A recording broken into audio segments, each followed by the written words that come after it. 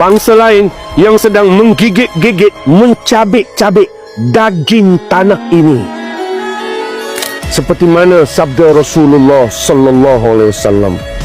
Bila sahabat tanya, dia sebut nanti sampai akhir zaman umat Islam akan dikerumuni oleh ramainya orang seperti serigala yang akan membaham domba. Tanya sahabat, adakah kerana kami tak ramai? Masya Allah, Rasulullah jawab, bahkan kamu terlampau ramai, tapi kamu kehilangan jati diri. Kenapa? Tanya sahabat. Kami jadi begitu ya Rasulullah sallallahu alaihi wasallam.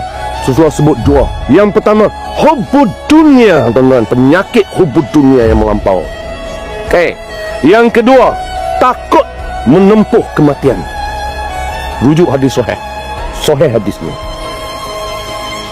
Tuan-tuan, adakah kita generasi hubbud dunia? Jawapannya je. Menjadi hina pada seorang manusia di bumi Malaysia hari ini kalau tidak membeli rumah, faham tak? Bangsa lain yang sedang menggigit, mencabik-cabik daging tanah ini, faham tak? Tulis tu ayat tu, ayat seni tu.